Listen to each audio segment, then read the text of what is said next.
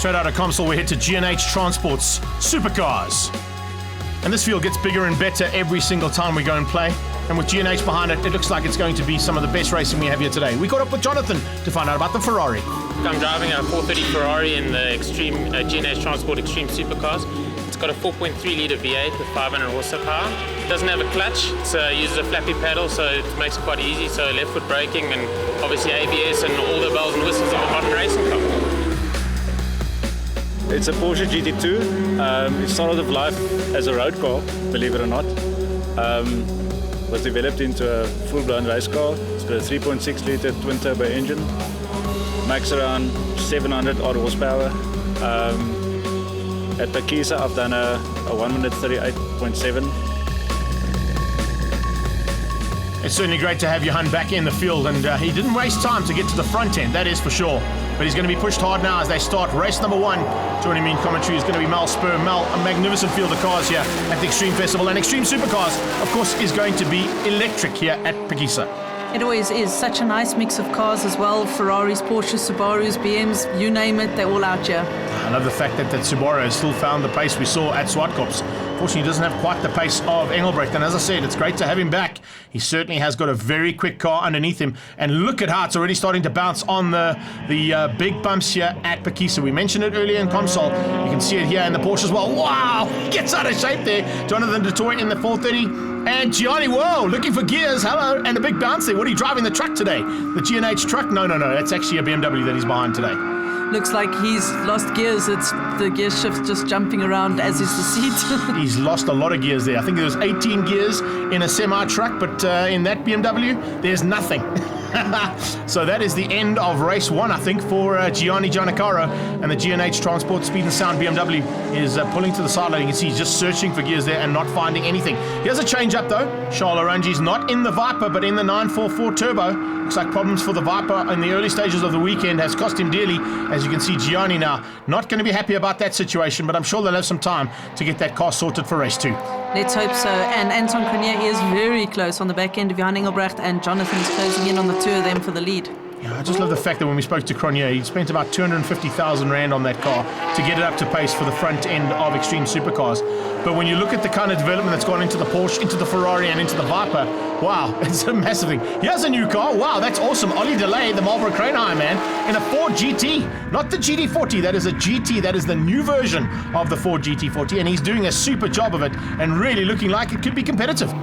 There we got George Avacomedes in his Porsche just ahead of Smallberger in the Golf GTI, and they're chasing down Mark du Toit in the Audi. The Audi in Trans-Africa Racing colours, and of course Ocean Basket Porsche and the Shield GTI, all fighting for honours just outside the top 10.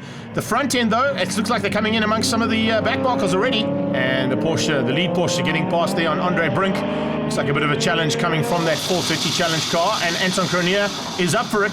Oh, look at the indicator being put on there by Brink, telling him to go up the inside. I think he might have blocked the line there for the 430 Ferrari. Let's see if Jono can sneak through. He's going around the outside. That's a good move there from Jonathan Dutoit. Look at that. Squeezes the Scooby-Doo out, and no answer whatsoever.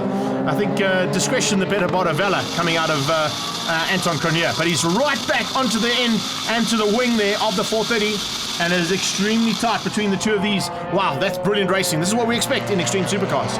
It's so nice to see. Like I said, it's always the different marks up against each other. And wow, look at the pace down the back straight. Yeah, Italy versus Japan there, kind of World War II. Oh, speaking of wars, the Giannacaros are not going to be happy. That's another one out. Ricky, unfortunately, the second of them to fall by the wayside. The BMs just don't seem to have an answer to Phakisa Freeway today. Checkered flag, though, is out. And look how close it was. Wow, Jonathan Dutoit on the rear wing and eventually just behind Johan Engelbrecht. Engelbrecht's going to have to do some work for race 2. Cronier comes through for 3rd place. But further down there, you can see a great drop from Nicky Dixon, Craig Jarvis, and then eventually Dion Duplessis rounds out the 6th place ahead of Ollie Delay, Willem van der Westhuizen, Arangis, and Tuka Mechanicos. Just outside of the top 10, Mark du Toit takes 11th, ahead of Avacomedes, Smallberger, Brink, and Van der Merwe. heading straight into race number 2 now. Dion Duplessis and the KTM Crossbow with a bit of work to do to try and catch the front end of this field. But it is a very competitive field, as we saw as the checkered flag comes out. The red lights go out and we go down towards turn 1. It is Engelbrecht who's going to get the drop. Yes, he does. Heads into turn 1 with the Ferrari on his inside. And Anton Cronier has been demoted to 3rd place as the 430 goes side by side with him. He should have the drive because he's got all-wheel drive around the outside, and unfortunately gets blocked by the Porsche, also in a 4-wheel drive machine. The rear-wheel Ferrari is just hanging in here with the all-wheel drive cars for 1, 2 and 3 on the road. There we've got Nicky Dix and Craig Jarvis just behind them, with Dion Duplessis and Oliver Delay and Willem coming into shot there. Didn't see a lot of Craig Jarvis in race 1, but he certainly is right in the mix now for race 2. And those two Porsches, of course, have gone at it for a long, long time. Dix and Jarvis, seasoned campaigners in Extreme Supercars. Just to show how things can change from one season to the next, Jarvis is our current champion in the category 2. He's in a brand new car, though. Remember, it is a new car that they're developing, so there's still a bit of gremlins to get sorted out there. And that's another new car, the Marlboro Crane Hire GT. Right on his tail is Willem van der Westhuizen. Hey, that's much better to see Gianni in this kind of pace. And has he got gears? Yes, this time he's got lots of them. And not probably all 18 in the G&H truck, but he certainly has got enough to go racing. Little bit of a twitch there from Dion Duplessis. There we've got Scholl just ahead of this gaggle of cars coming through. Paul Hill in his Kalex BMW in the mix there with Ricky Giancarlo also back on track. Not quite in the top 10 just yet, but Paul Hill will definitely push for it. Speaking of top 10, look at the top 3. Wow, this is amazing stuff. Oh, where are you going? I know you got Quattro system on the car there, Marky, but that's not where you want to be headed off to. Something must have gone wrong there. That's not like Mark Toy to get it wrong, especially in that corner at that pace in an Audi A4. But the 38 Special has now gone onto the sideline and I'll probably reverse back onto the banking and try and get back onto the circuit as quickly as possible. Look in the background, Nicky Dix and Craig Jarvis are a lot closer than they were in Heat 1 on Engelbrecht and De Toy. They certainly are, but unfortunately it looks like Anton Cronier's gone missing somewhere on the circuit. Looking back into the field, there's Willem. Then you've got the Giannacaros fighting it out, and look at that, Tuca Mechanicos also having a magic run there in the M3. But Charles Orangi's just getting out there to try and score as many points as possible, considering the Viper died. There's Cronier, and the Scooby just making its way into pit lane. Looks like probably a similar kind of result to what Giannacaro had. No gears available to that Scooby, and that is race 2 done and dusted. But race 2 is still up for grabs here between the two Porsches. Oh, another new car parked on the sideline. Well, I said there were gremlins still to be sorted out, and I'm sure that Ford GT will be sorted by the time we get to Kyalami. Let's hope so. Ricky's also closing up on the back end of Orangi's here. Let's see if he can make the move. On the inside, looking for a way through. Orangi's is not an easy man to pass.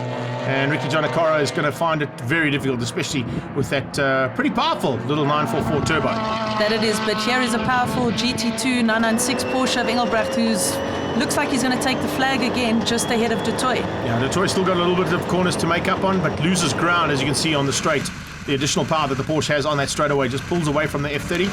And the F430 now looking for a way through in the trickier bits, but I think Engelbrecht will probably just keep him at bay. Yeah, goes defensive pretty hectically, heading into the double right there at Gilcorp. Now they come to the final turn, and is it going to... Oh, De Toy hasn't given up. He's still giving it everything he can. This is great to see. He did the same thing in race number 1, but Engelbrecht had him matched, and once again has him matched here in race 2. So once again, it is a double on the day there for Johan Engelbrecht, a double second place for Jonathan De Toy. Nicky Dix wins out the battle with Craig Jarvis, and Dion Duplessis brings the KTM through in 5th place. In 6th, we got Willem van der Westhuizen, Gianni Giancarlo, Ricky, Paul Hill, and Charles Orangi's. Nice run from Orangi's for the top 10 there. That's what he needed to do. De Toy comes through eventually after going off in 11th, and Tuca finishes up in 12th in the G&H BMW. Yet again, some problems for Anton Cronier in the Auto Sound Engine Works Scooby-Doo. Let's find out what went wrong. Yeah, no, the first race was a good race. Unfortunately, a Porsche blocked me there on the S's, and then the Ferrari managed to pass me. And in the second race, I think we would have a good race. I was really on a roll, but unfortunately the gear lever broke off. So there's a load cell with 2 bolts, and that broke off. So the car's still fine, everything is fine, but yeah, we couldn't finish. But next time, let's have more luck.